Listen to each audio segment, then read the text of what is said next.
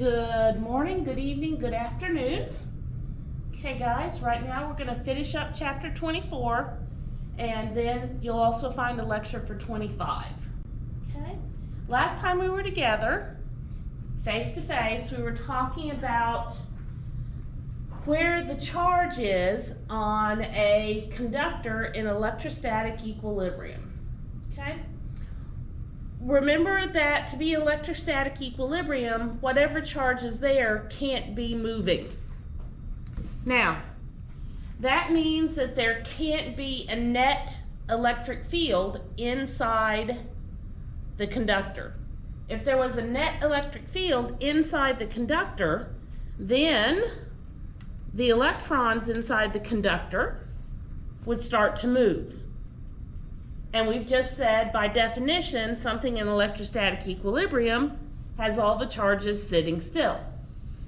So where does any excess charge go? It can't be distributed throughout the whole thing because inside there would be an electric field. All excess charge on a conductor in electrostatic equilibrium lies along the surface. And the electric field lines from that charge are going to be perpendicular to the surface. Okay? Since there is no net charge inside the conductor, okay, a Gaussian surface drawn inside the conductor is not going to enclose any charge. Since it encloses no charge, there's no flux through that surface, and that means that there is no electric field lines passing from inside to outside or a net outside to inside. Okay? So the flux through the surface is zero. Again, all excess charge resides on the outer surface. If you were to draw a Gaussian surface along that outer edge of the conductor, there would be a net charge inside the surface and there would be a flux through the surface. And remember that flux is equal to Qn divided by epsilon 0. Now, at the surface, the electric field lines are going to be perpendicular to the surface. And the charge density of the surface is not equal. It depends on the contour of the surface. The tighter the curve, the more concentrated the charge. Okay? And this is one of those cases where we'd have to think about dividing this thing up into little segments where we'd have a flat surface and we would have a uniform charge distribution. Okay? But notice here, everywhere it's perpendicular. Now, let's think about putting a hole inside of a conductor. Okay? If we have a hole inside a conductor, so let's draw a hole inside a conductor. So I have a conductor here, and I've got a hole inside the conductor. Okay, you could easily make something like this, and you could hinge it so that you could get in there. Okay, I've got a hole inside a conductor. Okay? I know that the electric field inside the hole is going to be zero because there's nothing in there. If I drew a Gaussian surface here, just outside the hole, there would be no net charge, so there'd be no electric field and there would be no flux.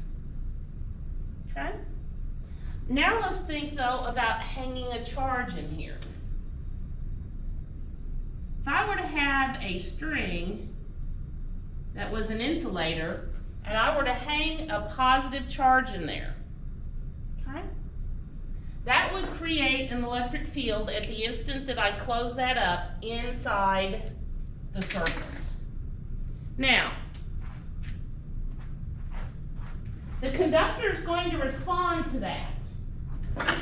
So what's going to happen is that almost instantaneously, negative charge is going to come and sit on that inside surface, okay? And Q positive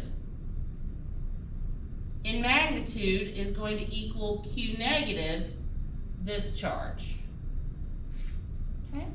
Now, once I pull electrons in toward the middle, what happens is that positive charge now ends up on the outside surface. I'll call this Q positive prime.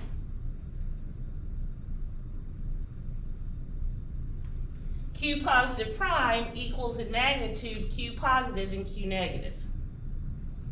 So what happens in this conductor, if I hang a charge in the interior, is the net charge gets moved to the outer limits of the conductor.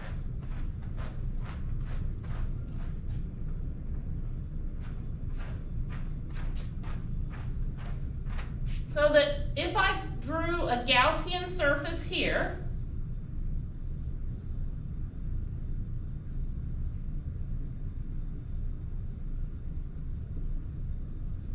there is now no net charge inside that Gaussian surface, and there is no flux through that Gaussian surface, and that means there's no electric field inside the conductor. So in the snap of a finger, in the blink of an eye, okay, this guy goes into electrostatic equilibrium and all the net charge is transferred to the outside surface. Okay, so think about that for a minute. It's not immediately in electrostatic equilibrium, but it goes there very quickly.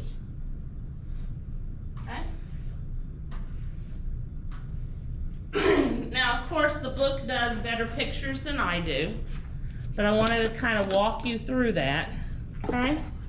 So if we look at the book, the book's pretty picture, okay? So,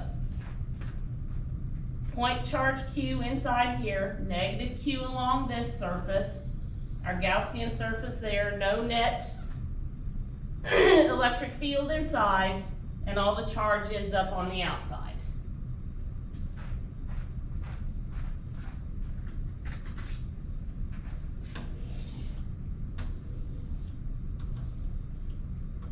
Okay, now I want us to look at a problem.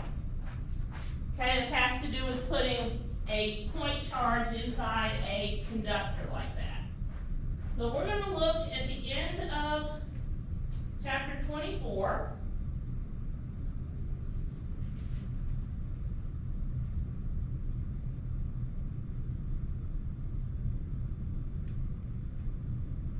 And we're going to look at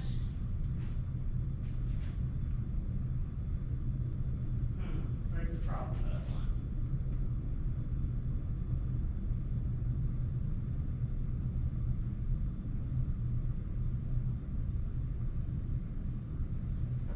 Okay, we're going to look at problem 35.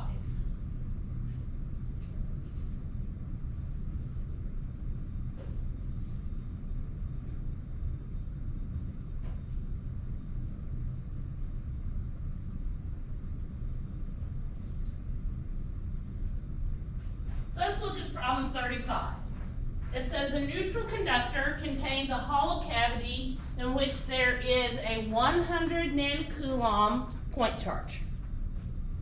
A charged rod then transfers minus 50 nanocoulombs to the conductor. What is the charge on the inner wall of the cavity and on the exterior surface of the conductor? Okay, so let's think about this. We can still use our same basic diagram that I had just a second ago. Except now I can to start putting in some numbers. Okay? My Q positive here is a plus 100 nanocoulombs. All right? So we've got our Q positive. Now, it's going to pull a negative charge into it. So our Q negative here has to equal a minus 100 nanocoulombs. That means that plus 100 nanocoulombs is going to be transferred to the outside surface. Okay, but the problem says that after we've done that, we use a charged rod to transfer a minus 50 nanocoulombs to the thing as a whole. So on the outer surface here, our Q positive out here is just going to be 50 nanocoulombs because a minus 50 nanocoulombs was transferred to the surface. Okay, so that would leave us with only a net 50 plus 50 nanocoulombs there on the surface. Okay, no magic to it, just think about the logic of what the charges are in different places and where they're going to be. Okay? All right, guys.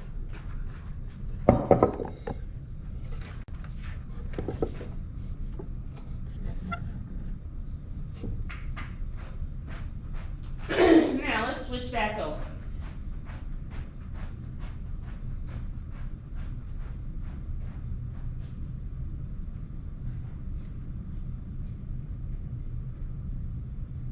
Now, conductors in electrostatic equilibrium do some really interesting things for us.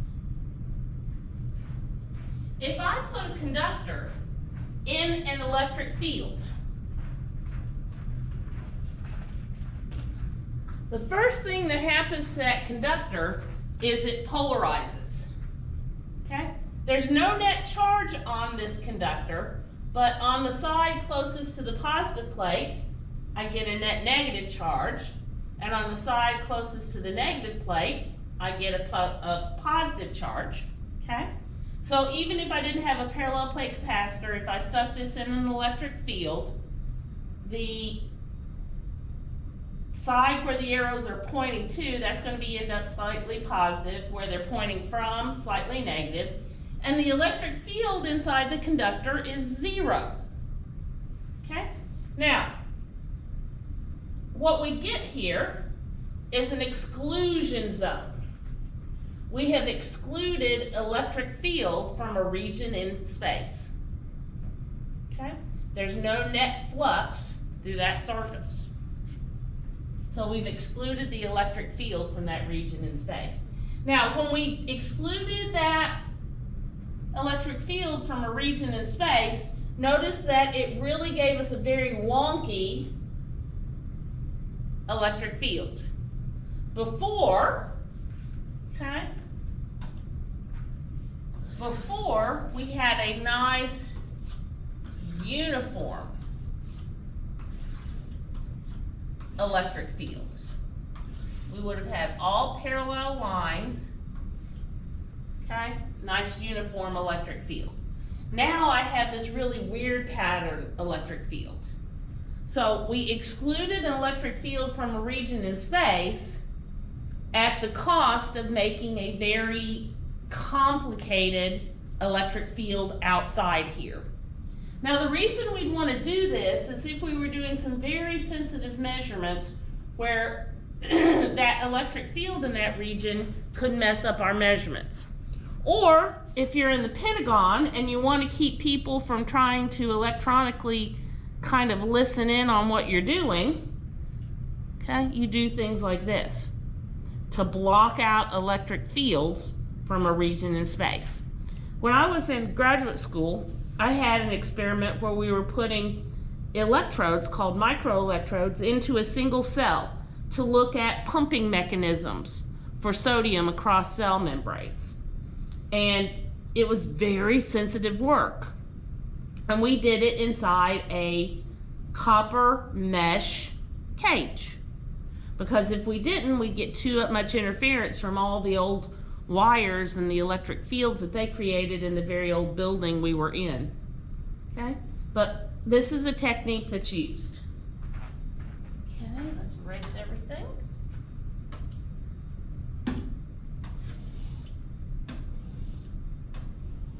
Okay, now here's some problems that you can look at the end of the chapter that would be good kind of practice. We just did problem 35, okay? But you can look at these guys. We've worked a few of them already. And we are ready to move on to chapter 25. So let me stop this.